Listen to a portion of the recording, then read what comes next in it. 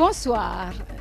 Titena Tunuto, président de Heirurutu, qui concourt dans la catégorie Huratapairu, avec pour thème Teiarau, Tavanano Titanet et Areari. Donc Teiarau, grand chef de Tanet et Areari. C'est la renaissance du magnifique village de Avera que la troupe Heirurutu va danser ce soir.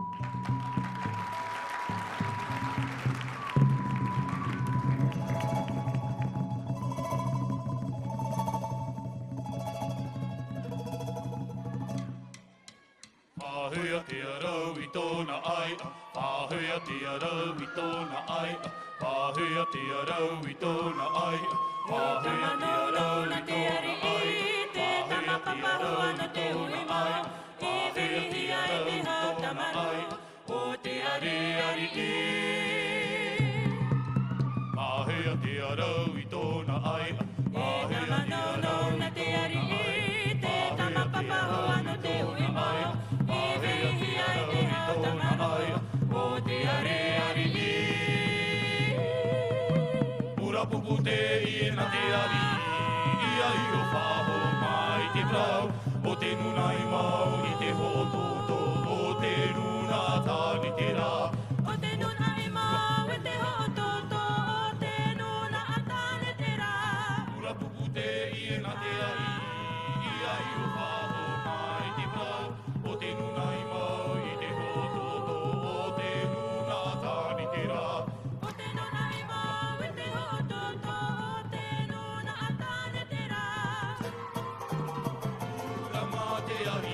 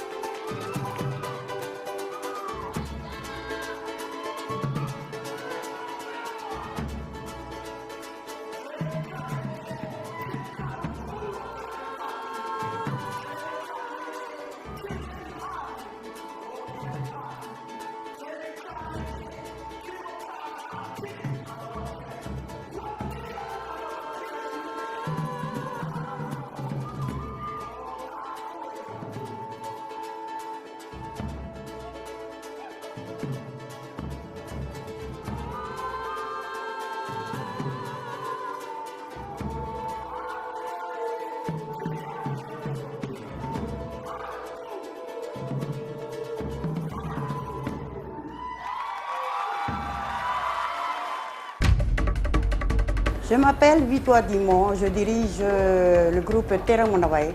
Notre thème, c'est le Tereomaoi.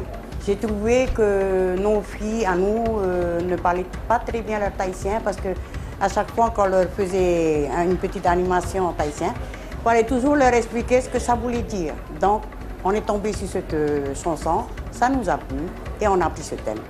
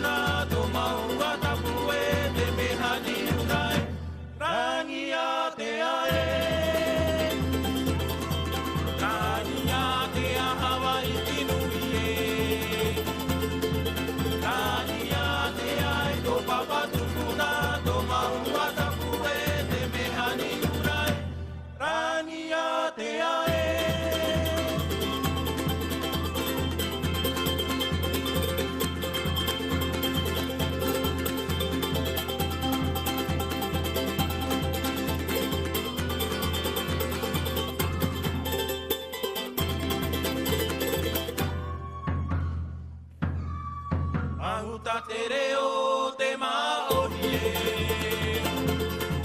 Te e tai me i te whenua. I au te aroa e. Aroha tino i tātou i te ie mahana tau waharahi. No te nuna a maori e. Me te ui maori e. Nora ia te amai. Nani a pea Hawaii ki nui e. Nani a te ai tō papa tukuna tō maua tapu e te mehani urai. Nani a te ae. Nani a pea Hawaii ki nui e. Nani a te ai tō papa tukuna tō maua tapu e te mehani urai. Nani a te ae. Nani a te ai tō papa tukuna tō maua tapu e te mehani urai. Nani a te ae.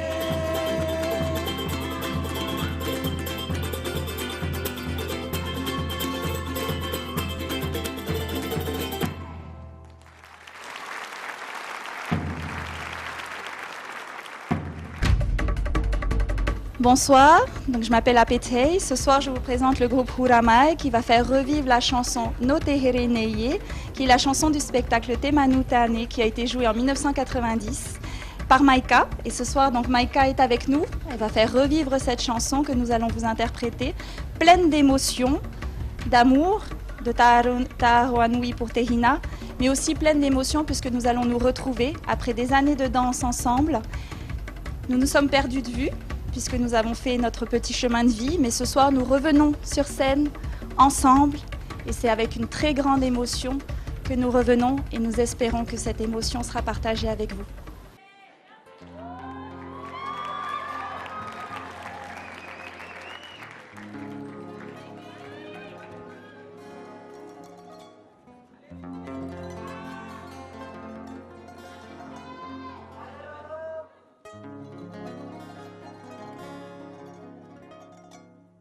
No te reneye, no te reneya, oh i te a we ore noa. No te reneye, no te reneya. Oh, i toro tamaua, te hoe i te areroro ara. O te tau, aure e tana puhi, ta o ti a, tō unei au. Ina hatura, ui no ara te mana o ape ara.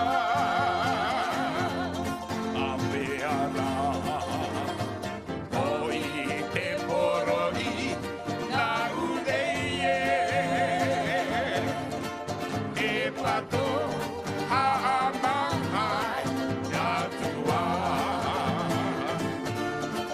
I te papa o ta oena, tutonu te atea e. Na natura, tau na mata i te tara o te moua. I te iria taira, ua mahu mai te moana, uri pa o ma. No to une manava i reira ra. E no huri tua no amai ra oe. Te hina e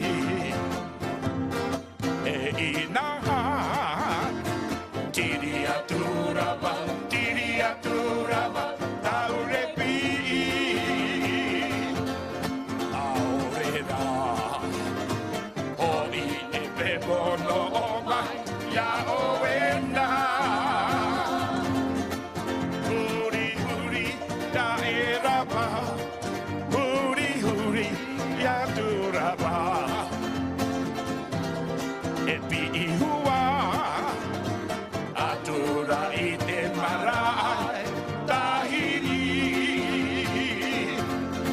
aue aue tari atuna i te raiti tari atuna i te umere o taune tuo mara ai tahiri e poi atuna i te roi e toririra i te hiti paparia no pune puohu atuna i te raiti o taune e wā mara ai tahiri e tahe atu na i te raiti i tō unei reo e mu aruerue no atu nei o ie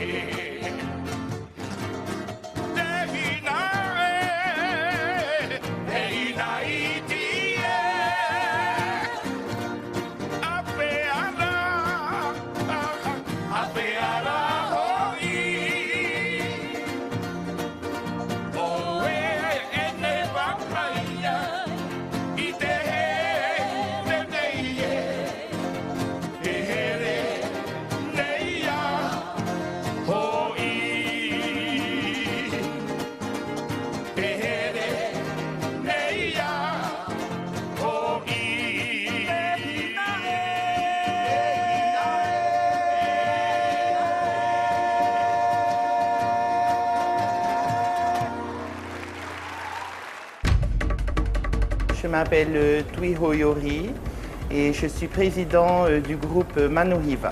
La catégorie pour laquelle nous concourons ce soir, c'est la catégorie Mehura. Le thème pour le Mehura que nous allons présenter ce soir, c'est en fait un hommage. Donc dans un premier temps, un hommage à la Wahine Tahiti et dans un deuxième temps, au Fara.